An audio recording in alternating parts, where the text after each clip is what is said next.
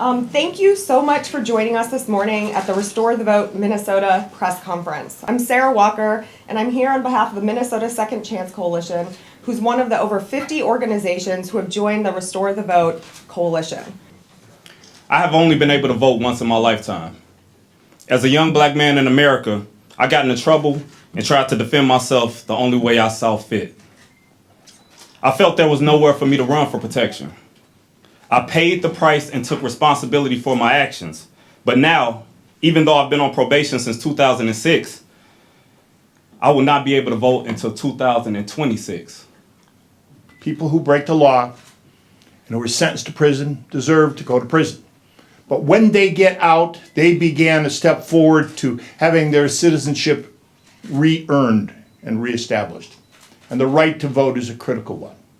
I made some poor choices in my teenage years that carried on into my adult life. I got involved in drugs and all the criminality that comes with that. The first time I got out of prison was in 2004. I went to prison at 19. And I had some very clear expectations of me. I was to get out and be a responsible person, to contribute to society, to be a normal person. And everywhere I looked, I found constant reminders that I wasn't like everybody else.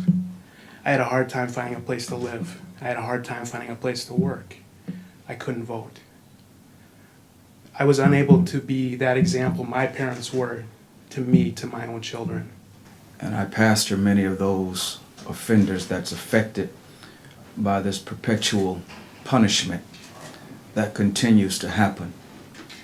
A lot of us don't visit these so-called hallowed halls because our hope and our desire has been dashed so many times by empty promises and words. There is no religion that I know of that consistently places people in perpetual punishment. You might be surprised to hear the response of some of the folks that I've been talking to, my friends and neighbors out in uber conservative Wright County where I dwell, where you might suspect that there's a fair amount of resistance to a proposal like this, but I've encountered a surprising and encouraging amount of support. One lady who I attend church with had this to say.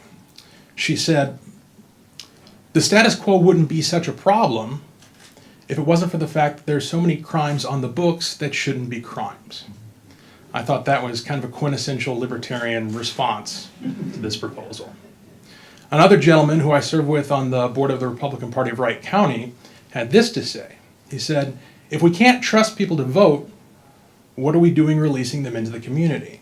Good morning, I'm State Representative Jerry Hertaus. I also represent a very conservative district. You know, Minnesota claims to be high on the list of being proud of the fact that we have the fewest number of citizens incarcerated. But on the other hand, to make that claim, we also have the highest number of people under direct correctional supervision. And when you think about the aspects of that, when you really coerce people into extended or long periods of probation, to serve out that entire time really is unjust and unfair. Do we really want to be crowding our jails for double the term or double the times that people are staying in there?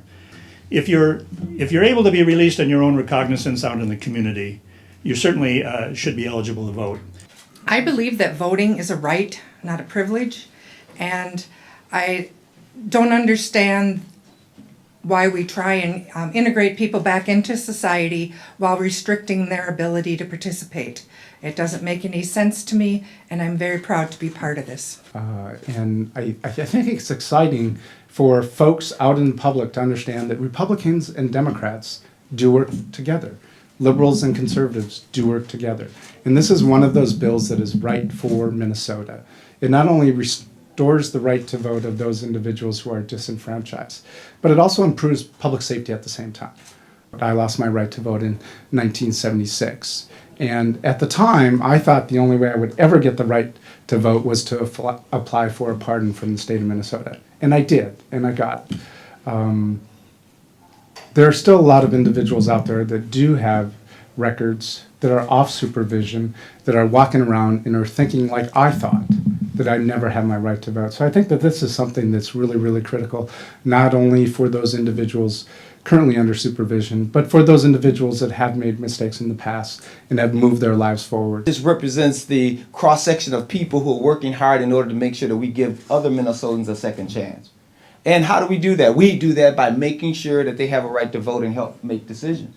You know, Sarah Walker has been working hard on this, as well as Mark and all the other strategic partners. And we in the legislature are here to do our part.